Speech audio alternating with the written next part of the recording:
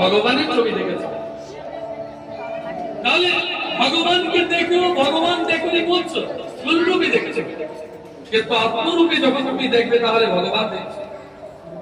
ব্রহ্মনিষ্ঠা স্থিতি বলে ব্রহ্মের প্রতিনিষ্ঠা, ব্রহ্মের প্রতিনিষ্ঠা